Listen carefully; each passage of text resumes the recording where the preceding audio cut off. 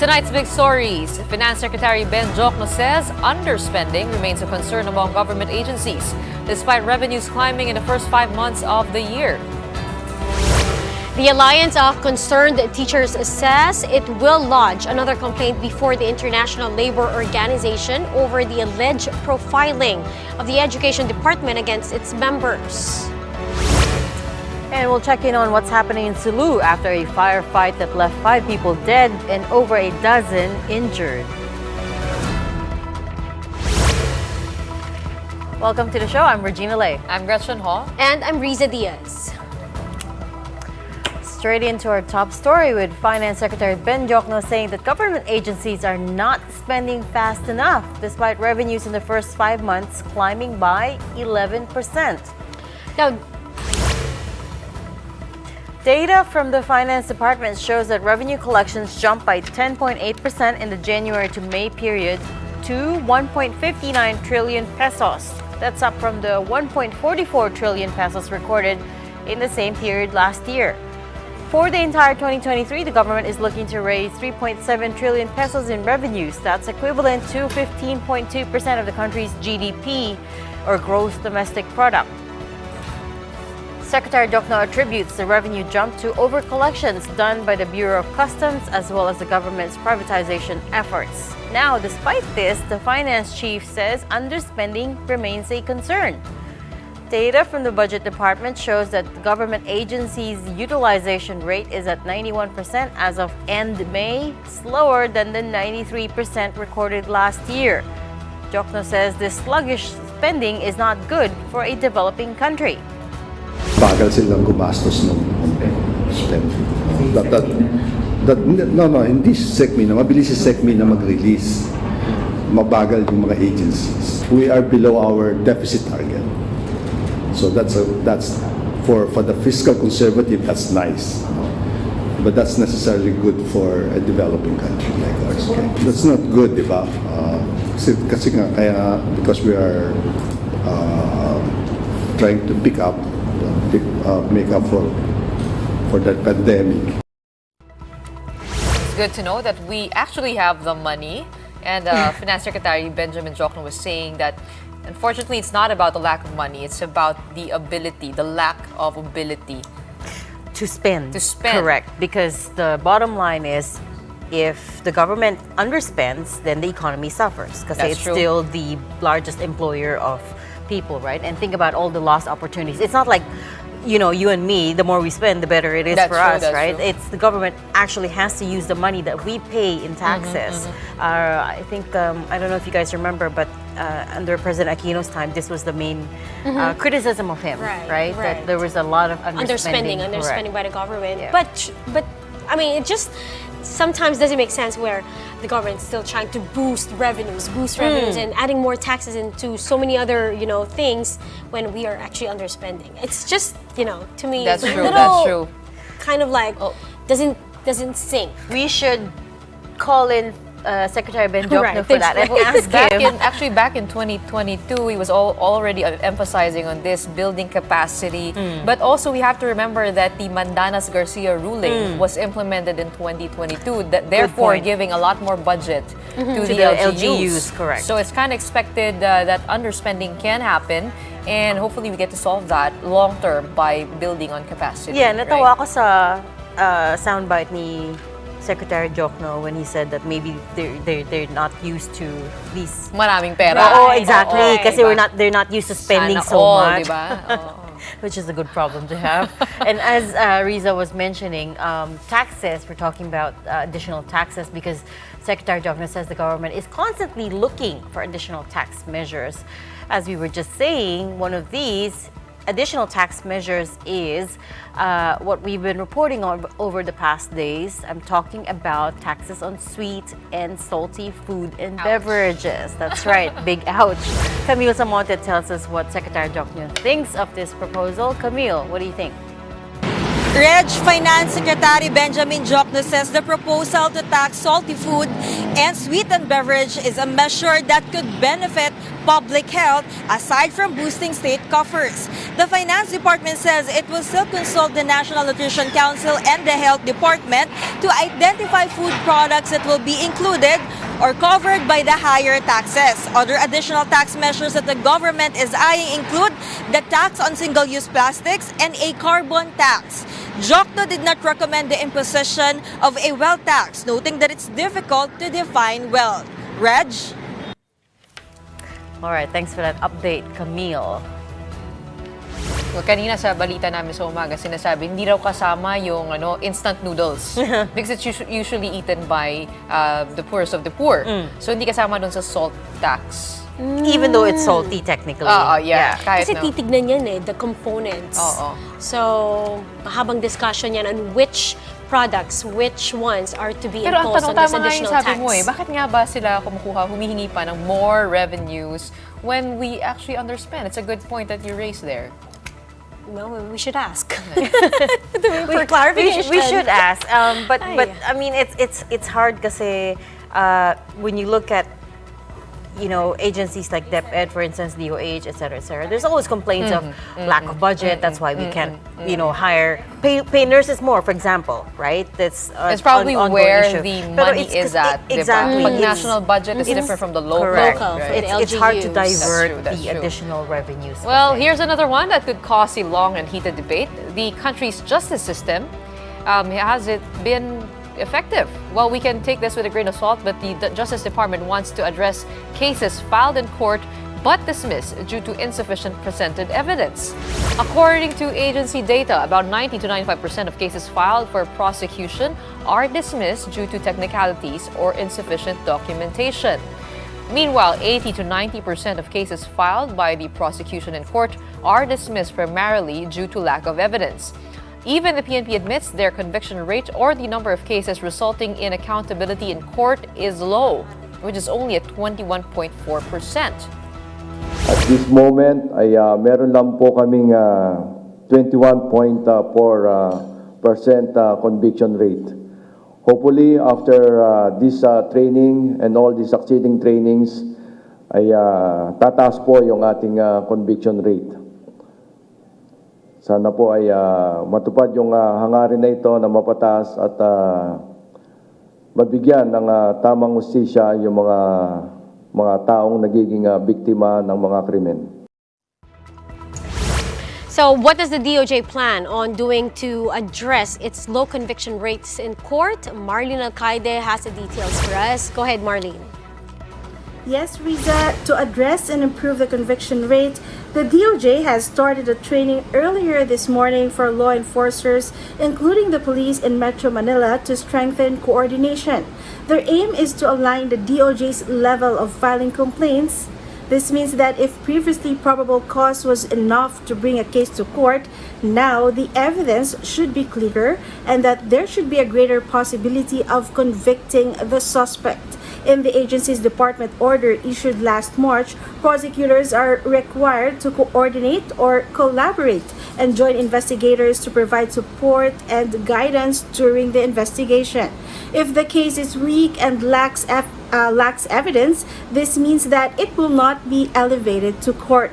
Through this, it is also intended to prevent the misuse of the law for harassing others. Riza? Thank you, Marlene Alcaide. Up next, alleged profiling by the Education Department. What's the Alliance of Concerned Teachers have to say about that? We'll speak with ACT Teachers Party List Representative Franz Castro when the big story returns. Stay with us.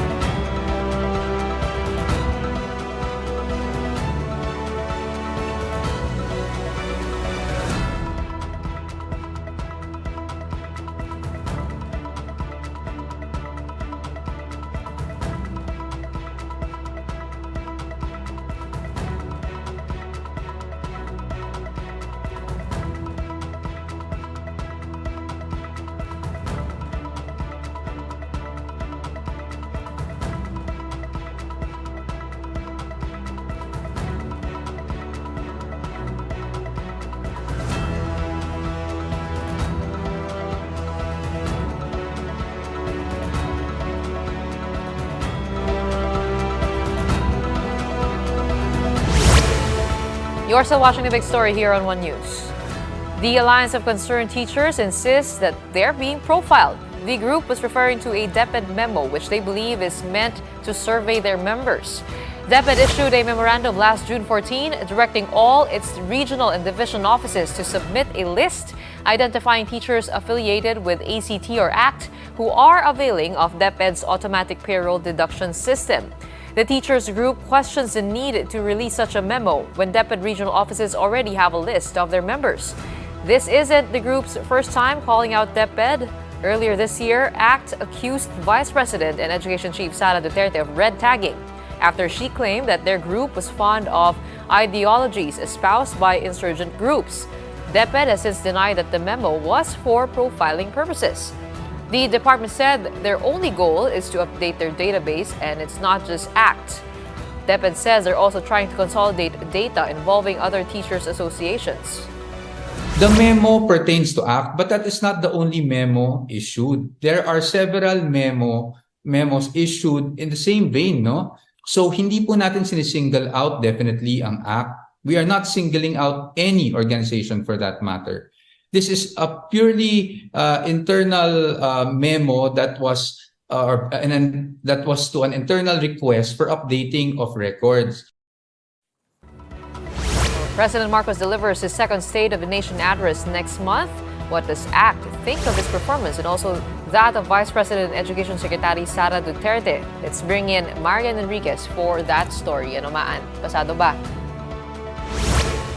Gretch, hindi passed or failed yung ginawang grading ng ACT Philippines. But it's safe to say that they were not happy with the first year of the Marcos Duterte tandem. The group had a progress report card in their press conference today, and they feel that the current administration did not prioritize the education sector in a lot of things. They think there's not enough budget for the sector. The same goes with teachers' salaries and benefits. They also haven't heard any updates on their request to lessen the administrative load for teachers. DepEd spokesperson Michael Poa says they're looking into proposals to hire non-teaching personnel to help teachers with their other tasks, but he says it won't happen overnight.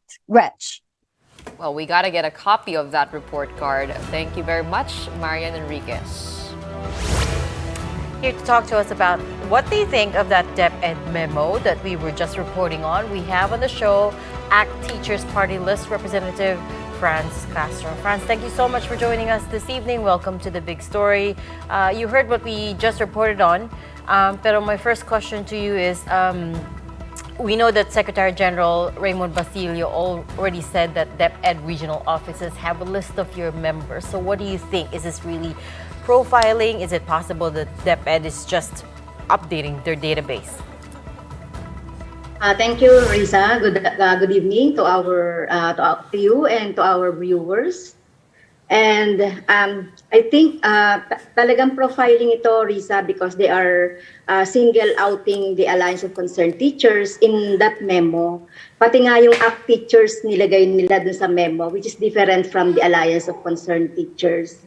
So as you can see in the memo, no, this memo nagsasabi lang doon yung they want to get the list of members of the ACT who are availing.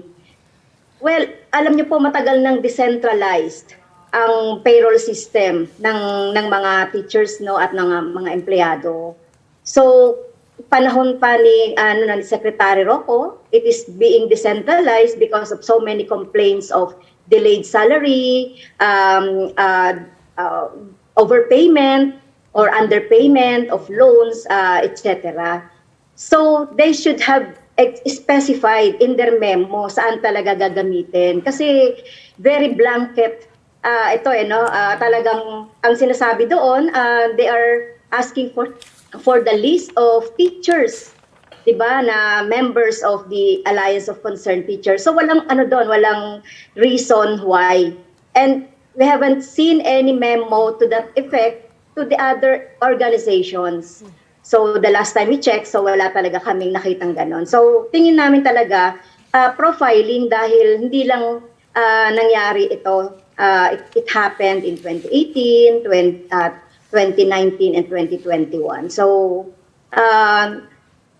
So talagang sinisingle out ang act. If they are, sabing ganun kasi ni USEC POA, is that they are centralizing daw yung APDS. That couldn't be kasi decentralized na nga. At kung gusto nilang makakuha ng listahan, it's in the region. At hindi lahat very general yung APDS. So hindi lang mga members ng ACT yung mga naririto, no, yung ibig sabihin hindi lang on union union dues.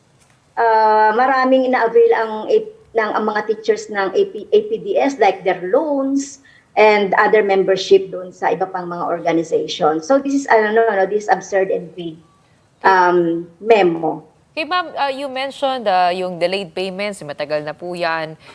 So you're saying that there's actually basis to, with the memo, or the intent rather, to be more efficient when it comes to getting the deductions of monthly dues right, and so on and so forth. Doon nga po sa identified problem ng DepEd. And also, kung binabanggit nyo po na decentralized na nga po ito, how can they actually correct that or help correct that problem? Yes, decentralized na kasi yung payroll system, Gretchen, sa lahat ng ating mga regions. So for example, in the high school, so yung payroll ginagawa yon doon sa school kasi meron silang mga accounting clerks or accounting staff. Pero sa elementary, it is centralized doon sa division office. Tapos yung deductions nangyayari yan sa school or sa division office. So, decentralized siya noong panahon ni Rocco dahil nga nagkaroon ng problema doon sa mga delayed. So, ngayon naman ay hindi na nangyayari yan kasi ito ay centralized na. And if they want to have a copy, so kasi very vague talaga yung memo kasi hindi nilagay dito saan gagamitin ng DepEd Central itong voluminous data na they want to have with sa bawat division or sa bawat region, sa bawat school. Okay, ma'am, maiba po tayo ng konti, malihis po tayo ng konti. Kung bibigyan niyo po ng grado sina President Marcos at si Vice President Sara Duterte, since papalapit na po itong kanilang first State of the Nation address, anong grade po ang inyong mabibigay? Do you think they showed, promise in their first year in office?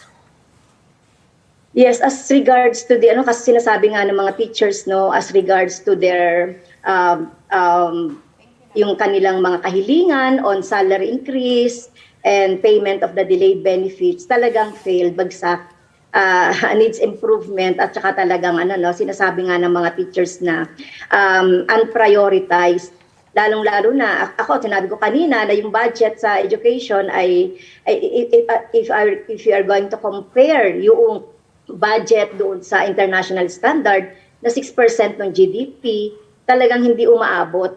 So, kailangan talagang mag-improve dito ang Marcos administration.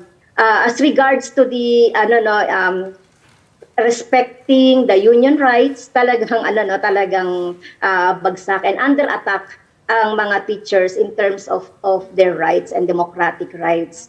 In terms of economic benefits, ayan, katulad nga niyan, yung PBB, yung performance-based bonus since 2021, hindi pa nababayaran yung performance-based bonus ng mga teachers. Kaya hindi ito pinaprioritize ng administration. Kaya ang rate natin dyan ay needs improvement itong administration na to. Dahil first year pa lang naman, hindi pa rin talaga nating binabagsak. So kailangan nilang mag-improve on a lot of criteria that we have set.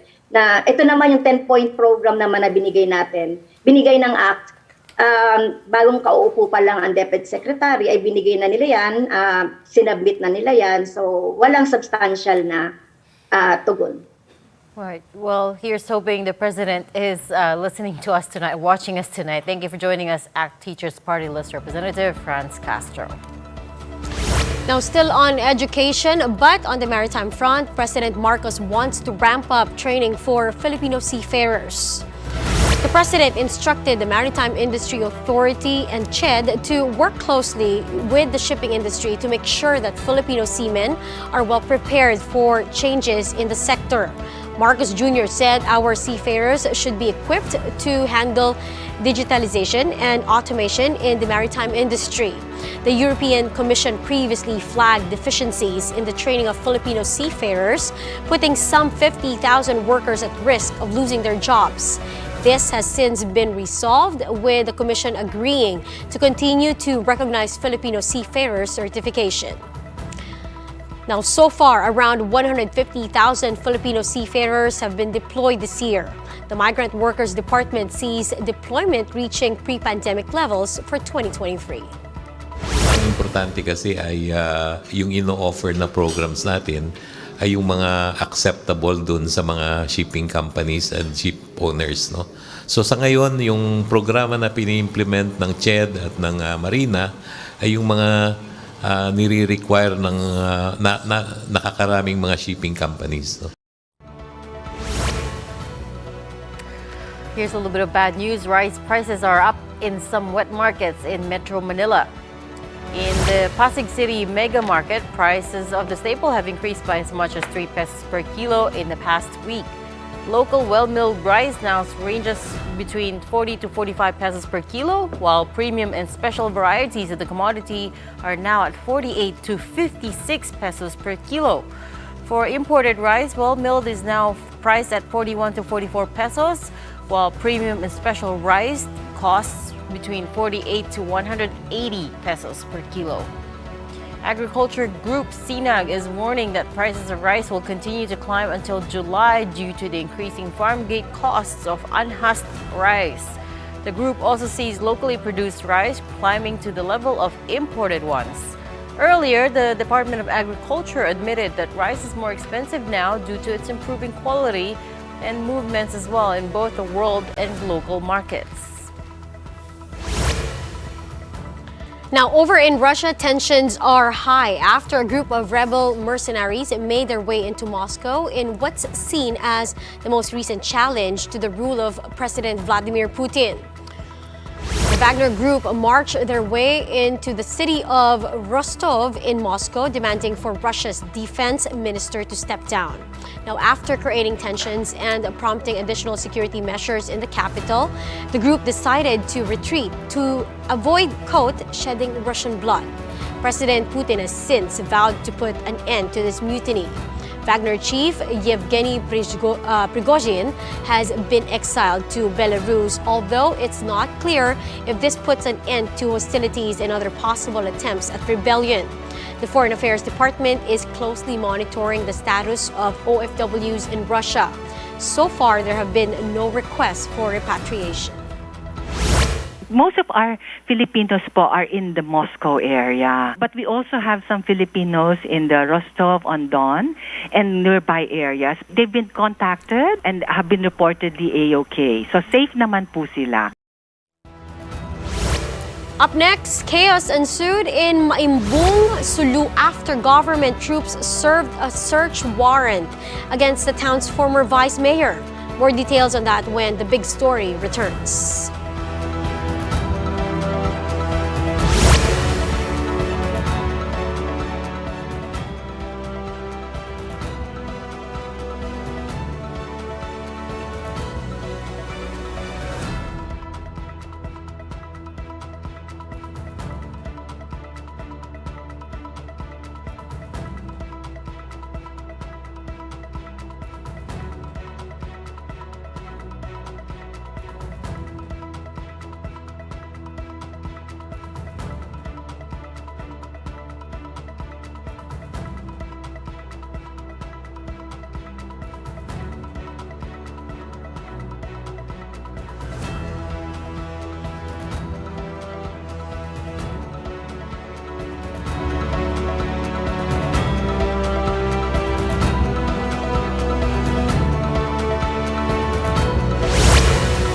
You're also watching a big story here on One News. What else do we have tonight, girls? Well, unfortunately, we've gotten word that there's been a firefight in Sulu. Well, over the weekend, speaking about that, at least 5 individuals were killed in a firefight in Sulu between law enforcers and a private armed group working for a former vice mayor. In its report, the PNP said that a member of the Elite Special Action Force was one of the 5 people killed, while 14 others from their side were injured, including a soldier. The PNP said that the operation was supposed to serve a warrant of arrest for the crime of murder and carry out a search warrant against former Vice Mayor Pando Mujasan and his associates. Mujasan, however, was alerted by the firefight and decided to flee and elude arrest. The Municipal Disaster Risk Reduction and Management Office said that over 6,000 residents from Maimbung have been evacuated due to the firefight last Saturday. But with the chaos over, many have already decided to go back to their homes.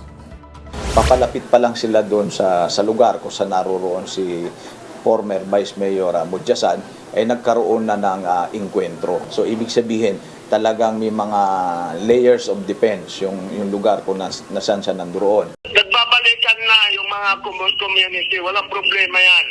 Yung iba, ang gusto nila, dyan na lang sila sa center, libre lahat. Pero papawiin na namin lahat.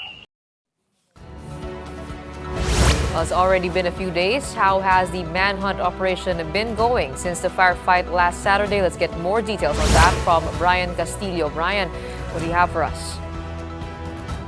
Gretch, according to the PNP, the manhunt operations against Mudjasan and his followers are still ongoing. The checkpoints in the province will also be strengthened to ensure that the suspects cannot escape from Sulu. Based on PNP data, there are currently 37 potential private armed groups being monitored in the Bangsamoro Autonomous Region, including Sulu. Even before the recent crashes occurred, the Bangsamoro police were already on full alert status due to the consecutive attacks recorded in the region in the past weeks. Gretch? All right, thank you for that, Brian Castillo.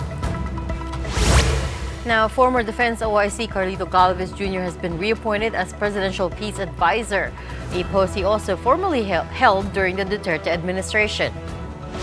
Galvez is replacing Isidro Purisima, who served as OIC of the Office of the Presidential Advisor on Peace, Reconciliation, and Unity.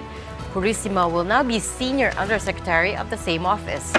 Galvez is, of course, a retired Army general who also previously served as vaccine czar and chief of the National Task Force against COVID-19.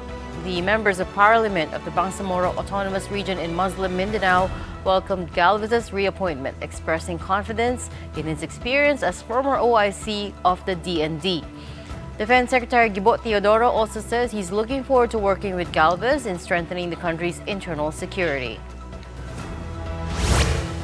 Now, before we go, we celebrated World Rainforest Day last week. So we want to feature this unique plant for our big picture tonight.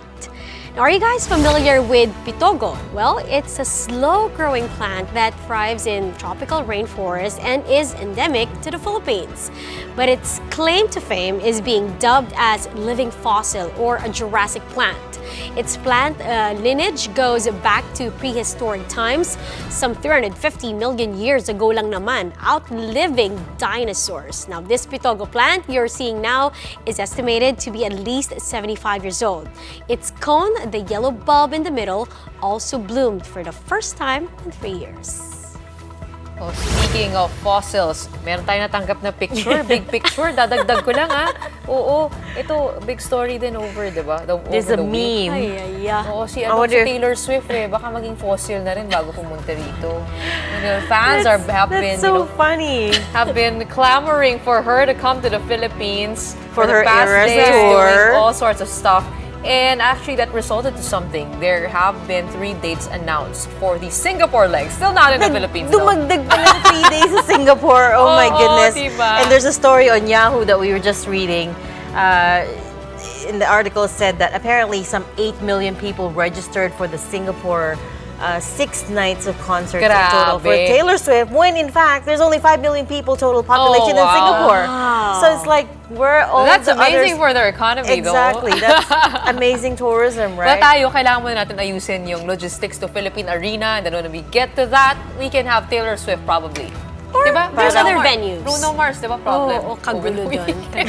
Willing to wait kayo mga Swifties. That's what we want to know, and that's the show tonight. We are One News, all sides, all the time. Thanks for tuning in and good night.